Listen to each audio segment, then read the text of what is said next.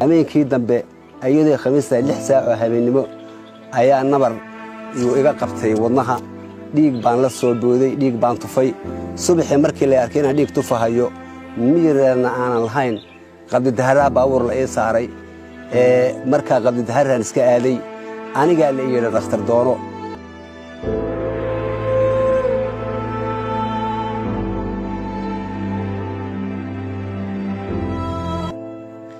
Abdullahi Abdi Ali waa mid ka mid ah shaqaalaha ka shaqeynayay Kaalu sidoo kale waa mid ka mid ah dhibanayaasha jeexdin kaas oo xanuun ka qaaday goobtiisa shaqo ee Kaalu kaas oo haysta cadeemo dhaqaatiir heer caalami ah ay u soo qoreen kuna cadeynayaan in xanuunkan uu ka qaaday goobtaas halkan waxaan ka cadeynayaa aniga oo Abdullahi Abdi Ali heer Shilaabana ah gobolka Qorraxay degmada Shilaabo aniga oo halka ka tirsan waxaan ka shaqeyn jiray Kaalu muddo 3 sano ka shaqeyn jiray xilli roobaadkana waa nala fasaxi jiray 3 bilood oo jilaalkii xagaaga ana waa shaqeyn jiray marka 3 sano shaqeynaynay hal sano iyo badh inaan shaqeynayna hal sano iyo badhna aan fasaxaan jiray saasay xisaabtu noqonaysaa waxaan halkan ka cadeynayaa Kaalu intaan ka shaqeynaynay dhib fara badan iyo hawl fara badan baan qaban jiray waxaan ku shaqeyn jiray telefoonta iyo kaabalka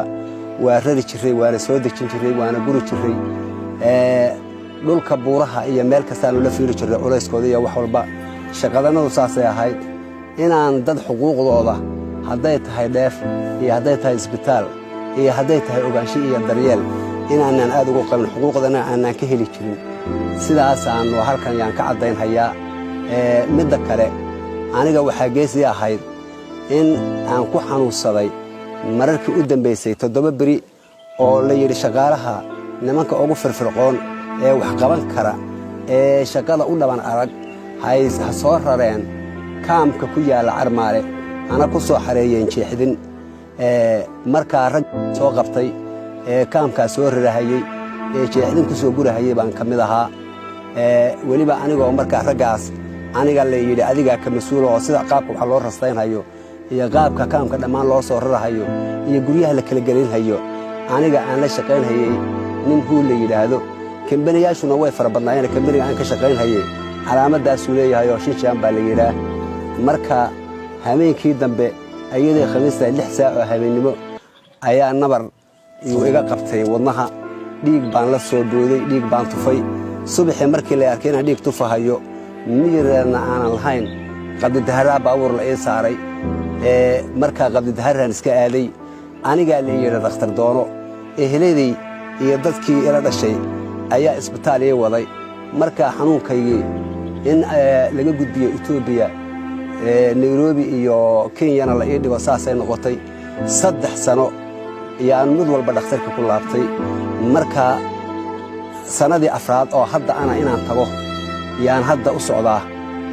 haddaba in intee leeg oo dad ah deegaankaas ku dhaqan ayaa xanuuna goobtaas ka dhashay u haya intee in leeg oo dad ayaan haysanin wax daryeel ah oo ay saameyn baani ku hayaan xanuunadani intee in leeg oo dad ayaan haysan wax qarash ah oo ay dhaqaatiir ku tagaan su'aashan iyo kuwa kale oo badan ayay dadka ku dhaqan deegaankaasi ka sugayaan jawaabo waafiya marka sana walba inaan imaado qarashka igu baxaya iyo lacagta igu baxaysa laga bilaabo transportiga laga bilaabo iyo magaranaysa soo noqodkayga inta ka dhaxaysana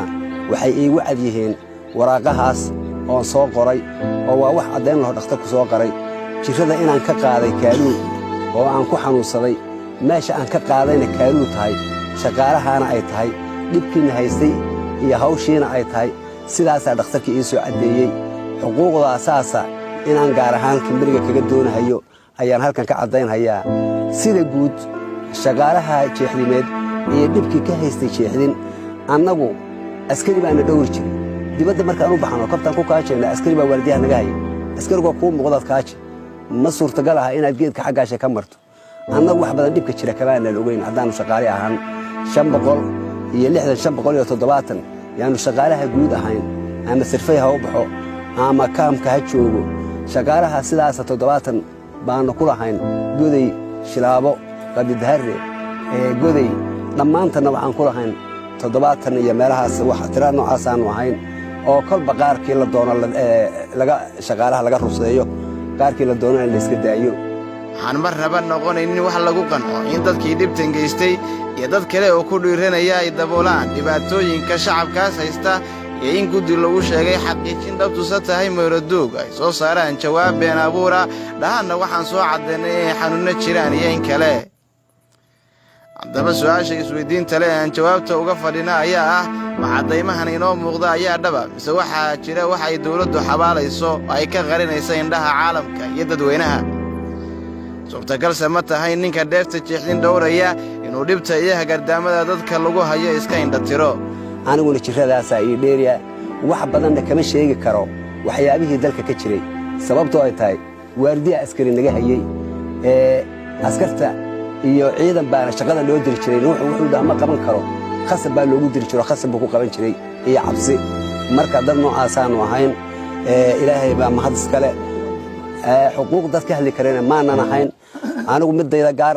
ahaaneedna saasaan uga warbixinhayaa waraaqaha iyo dhakhtarkaasay igu cadyihiin xanuunkayga qaabkaanu qaaday waxaan ka qaaday siduu yahay qarashkii aniga la weydiin maayo waraaqaha iyo dhakhtarkaasaa la weydiinoo igu cadyihiin caalamka waxaan u sheegayaa ciddii wax ka qaban karta ama dacwadaa ku shaqa leh in xuquuqda sad fara badan oo shaqaalihaa ila mid ah oo kaga maqan tahay sidaasoo kale aniga oo dhammaan ayaga iyo shaqaalaha si guud oo ugu hadlahaya iyo si gaar ahaaneedna anigu isaga hadlahayo xuquuqdannadii inaannu helno kaaluu ka helno si guud oga helno si gaar ahaanna aan oga helno sidaasaan dacwo ka ahay ummadda ma garanaysaa caalamkana aan ogeysiinhayaa ciddii ku shaqale ee wax ka qaban kartana aan ogeysiinhayaa madaxda etoobiya madaxda kaaluu jeexdimeed madaxda ma garanaysaa deegaanka dhammaan waxaan ogeysiinhayaa in xuquuqda noocaasa ay nagaga maqan tahay annagoo fara badan oo shaqaalihii ah gaar ahaanna anugu aan sidaa u caddaynhayo waraaqahoodii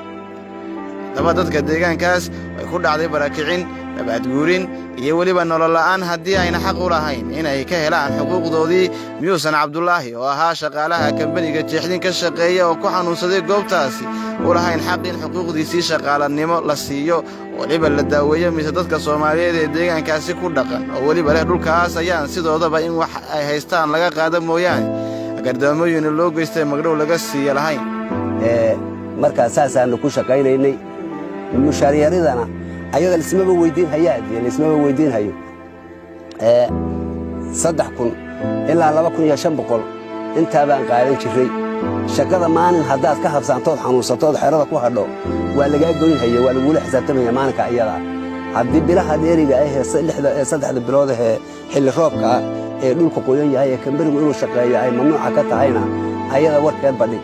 wax nala siin jiray iyo wax nalooga soo qaadi jiray ma jirin markii aanu shaqayno ninku sida xamaalka kiishka markuu tunka soo saaroo kale yaanu ahayn xamaalata u baanan xamaalkiisa goosta maalinku xamaashana waana kiishkaasana la siin jiray maalinkaanaan xamaalaninna waana laga goyn jiray qaab dhaqankanaga iyo qaab shaqaalanimada noocaasu ahaa annagoo ku hadlayna codka dadkanaga codka dadka codkooda la iska dhaga tiray iyo weliba codka dadka ku dhaqan dhul laga dhursugaya wax soo saar mug weynna leh waxaan u sheegaynaa cid kasta oo ay qusayso gaar ahaanna madaxda dawladda in dhulkan dadkiisu yahay ayaga dayrkiisuna isla iyaga yihiin mana jirto farqi ay samaynayaan maanta oo aanay berri ku dhiiranaynin magacaygu waa muxiidiin cabdi qoolif tabiyaha barnaamijka taxanaha dhibanayaasha jeexdin waxaa barnaamijka soo saaray isku duway habeeyey injineer deeq haya caydiid waxaa barnaamijka qayb weyn ka qaatay xadiis xasan baaruud waxaa barnaamijka isku hagaajiyey liibaan weyrax cumar inta aan barnaamijkan xiga ku kulmi doonno waa dhammaantayoo isku duuban oo idin leh dhibanayaasha jeexdini waxay tabayaan cadaalad